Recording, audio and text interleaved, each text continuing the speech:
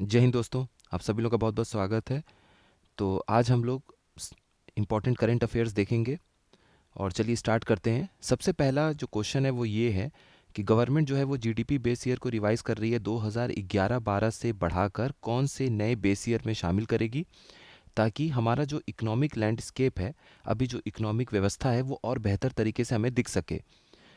यानी सरकार वर्तमान आर्थिक परिदृश्य को बेहतर ढंग से प्रतिबिंबित करने के लिए जीडीपी का जो आधार वर्ष है 2011-12 उसे संशोधित करके कौन से नए वर्ष में शामिल कर रही है। तो ये जो नया अब जीडीपी का बेस ईयर होगा वो होगा आपका 2022-23 का वित्त वर्ष, फाइनेंशियल ईयर। ये आप लोगों को ध्यान देना है। 2022-23 अब नया रिवाइज्ड बेस ईयर हो जाएगा जीडीपी का। अब 2011-12 नहीं रहेगा। कोशिश यही है कि 2026 जो अगले साल का फरवरी है उस समय तक ये नए बेस ईयर को लागू कर दिया जाए।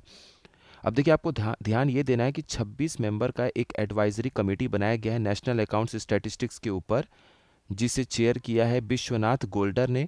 अब विश्वनाथ गोलदार जी जो हैं उनकी अध्यक्षता में राष्ट्रीय लेखा सांख्यिकी पर 26 सदस्यीय सलाहकार समिति की स्थापना की गई है। ठीक है, तो इनका नाम याद रखिएगा। और इन लोगों को ये टास्क दिया गया है, काम दिया गया है कि जो भी महत्वपूर्ण आंकड़े हैं उनको आप जुटाइए, ताकि अगले साल तक फरवरी तक हम नए बेस ईयर को 2022-23 में शिफ्ट कर सकें। अगला सवाल देखिए, कौन सा ऐसा राज्य है जो भारत का पहला राज्य बन गया है जिसने green gross domestic product model को अपनाया है, यानी कि ग्रीन जीडीपी मॉडल को अपनाया है। ऐसा मॉडल अपनाने वाला देश का पहला राज्य कौन सा है? कौन सा राज्य हरित सकल घरेलू उत्पाद मॉडल अपनाने वाला पहला भारतीय राज्य बन गया है? तो ये बन गया है छत्तीसगढ़। देखिए, इसका सिंपल सा कॉन्सेप्ट ये है कि जब भी हम जीडीपी की बात करते हैं तो हम इकोनॉमिक एक्टिविटी, आर्थिक गतिविधि को हमेशा शामिल करते हैं कि सकल घरेलू उत्पाद क्या होगा, चाहे वो राज्य की बात हो चाहे वो देश की बात हो। लेकिन आर्थिक गतिविधि को आगे बढ़ाने के लिए हमें ये भी ध्यान देना पड़ेगा कि हम उसमें जो भी पेड़ पौधे हैं, जो भी वन हैं, उनको हम कितना नुकसान पहुंचा रहे हैं। यानी कि हम जंगलों के कॉस्ट पे जंगलों को शामिल करके उन्हें काटते हुए कितना ज़्यादा आर्थिक गतिविधि को हम अपना रहे हैं, कितनी तरक्की कर रहे हैं आर्थिक रूप से। तो जब आप पर्यावरण को भी साथ में ध्यान रखते हैं, उसको भी कंसीडर करते हैं, तब वो ग्रीन जीडीपी का हिस्सा हो जाता है। तो इस बात को ध्यान रखना है। और इस तरीके का मॉडल अपनाने वाला छत्तीसगढ़ पहला राज्य है। तो ये जो कॉन्सेप्ट है ग्रीन जीडीपी का, इसे 1980 के दशक में अपनाया गया था, ताकि हम और बेहतर तरीके से पर्यावरण और आर्थिक गतिविधि को एक साथ शामिल करते हुए आगे बढ़ सकें। एसोसिएशन फॉर डेमोक्रेटिक रिफॉर्म्स की एक रिपोर्ट आई है, उसके हिसाब से सबसे अमीर मुख्यमंत्री देश में कौन है और सबसे गरीब कौन है, ये दो आपको पता होना चाहिए। तो हिंदी में ये है क्वेश्चन कि association for democratic reforms report के अनुसार भारत का सबसे अमीर मुख्यमंत्री कौन है?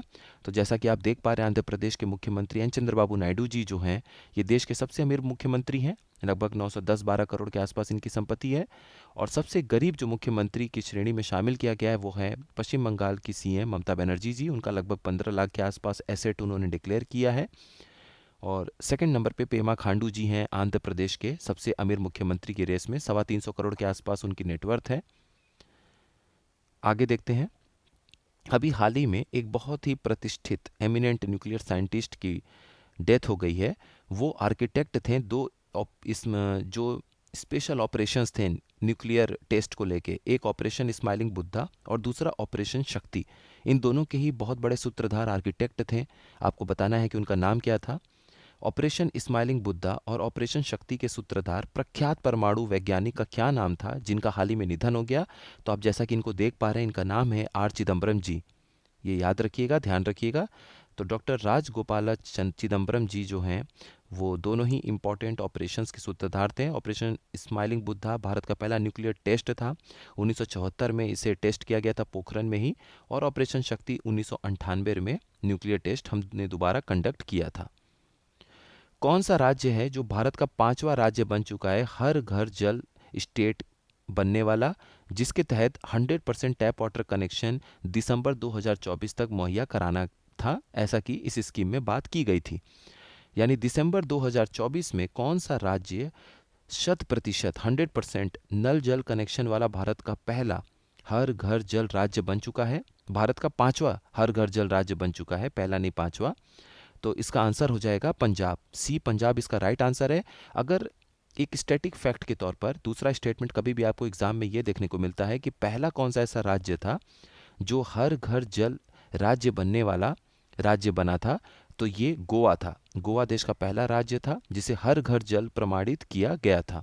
ठीक है। और 2019 में, अगस्त 2019 से भारत सरकार राज्यों के साथ मिलकर जल जीवन मिशन हर घर जल योजना के तहत ये कोशिश कर रही है कि सभी ग्रामीण घरों में 2024 के अंत तक जल जो है वो टैप वाटर सप्लाई पहुंचाया जाए, यानी कि घर तक जो है ग्रामीण क्षेत्रों में हर घर तक नल के पानी की आपूर्ति के प्रावधान किए जाएं, सुनिश्चित किए जाएं। ऐसी कोशिश की जा रही है इस स्कीम के तहत।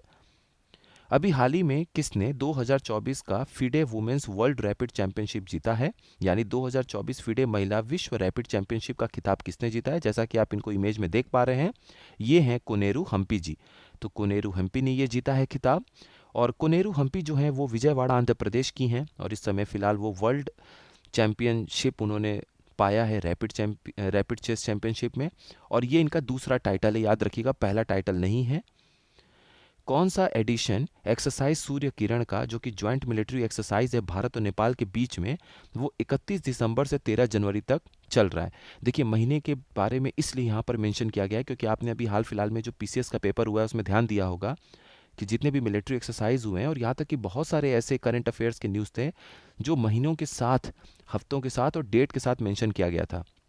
तो अब से हमारी कोशिश ये होगी कि जब भी हम करंट अफेयर्स के किसी एमसीक्यू को देखेंगे तो उसमें आपको डेट, मंथ और जो भी ये इंपॉर्टेंट टाइम पीरियड है वो भी साथ में आपको देखने को मिलेगा। तो भारत और नेपाल के बीच संयुक्त सैन्य अभ्यास सूर्य किरण का कौन सा संस्करण 31 दिसंबर 2024 से 13 जनवरी 2025 तक आयोजित किया जा रहा है? तो ये 18वां संस्करण है, 18th एडिशन है। इसको थोड़ा ध्यान रखिएगा और महीने और जो डेट है उसके आसपास का आइडिया आपको रहना चाहिए, बिल्कुल याद नहीं रखना है। और अगला क्वेश्चन है, कौन सा इनमें से ऐसा समिट है जो भारत पहली बार होस्ट करेगा फरवरी 2025 में, यानी अगले महीने? तो फरवरी 2025 में भारत निम्नलिखित में से किस शिखर सम्मेलन की पहली बार मेजबानी करेगा? तो आपके सामने ये ऑप्शन है C, world audio video entertainment summit, जिसे हम लोग वेब समिट भी बोल रहे हैं। इसका आयोजन भारत करेगा, यानी विश्व ऑडियो वीडियो मनोरंजन शिखर सम्मेलन। अगर इसके बारे में हम थोड़ा सा और देखें तो प्रधानमंत्री जी ने मन की बात में ये बोला कि जैसे वर्ल्ड इकोनॉमिक फोरम का हर साल मीटिंग होता है डेवोस स्विट्जरलैंड में, उसी तरीके से भारत मीडिया और इंटरटेनमेंट इंडस्ट्री और कुछ जो क्रिएटिव माइंड्स हैं पूरे दुनिया भर से, वो लोग दिल्ली में एकत्रित होंगे इस समिट के लिए, वेब समिट के लिए, जो कि 5 से 9 फरवरी तक आयोजित किया जाएगा। तो ये कुछ इंपॉर्टेंट करंट अफेयर्स एमसीक्यूज हैं, आप लोग डाउनलोड कर लीजिएगा पीडीएफ, जैसा कि जय हो स्टडी के मेन टेलीग्राम चैनल और जय हो स्टडी डिस्कशन ग्रुप या जय हो study one day exam group, जहाँ पर भी आप मौजूद हैं वहाँ से आप लोगों को पीडीएफ अवेलेबल करा दिया जाता है, आप वहाँ से डाउनलोड कर लीजिएगा। अभी ये इंपॉर्टेंट 8 क्वेश्चन हैं। जनवरी में जो भी हम आगे एमसीक्यूज देखेंगे वो इसी तरीके से हमारी नंबरिंग होगी। अब हम 9 से स्टार्ट करेंगे और मैक्सिमम से मैक्सिमम जितने इंपॉर्टेंट क्वेश्चन हैं वो हम कवर करेंगे अब से। तो आप लोग अपने रिवीजन जारी रखिए। हिंदी भी जल्द शुरू होगा, उसके लिए मत टेंशन लीजिएगा, कंप्लीट हो जाएगा 2-3 महीने में बहुत अच्छे से। कई बार हम लोग देखेंगे आर के लिए हिंदी को। और जनसत्ता संपादकीय भी जल्दी स्टार्ट होगा, जो इंपॉर्टेंट वाले हैं वो हम लोग हमेशा डिस्कस करेंगे। तो बस अपनी पढ़ाई आप लोग जारी रखिए। कोई भी क्वेरी है, कोई भी वीडियो आप लोगों को किसी भी टॉपिक पे चाहिए तो यूट्यूब चैनल के नीचे कमेंट बॉक्स हमेशा ओपन है, वहाँ आप लोग अपनी बात रखिएगा। किसी भी तरह की कोई शिकायत है तो भी आप लोग अपनी बात रखिएगा। कोई क्रिटिसिज्म है, नाराज़गी है, कोई भी बात पे आप क्रिटिसाइज़ करना चाहते हैं तो भी आप अपनी बात रखिएगा। तो बस पढ़ाई आप लोग अब स्टार्ट कर दीजिए। आप सभी लोगों का बहुत बहुत धन्यवाद।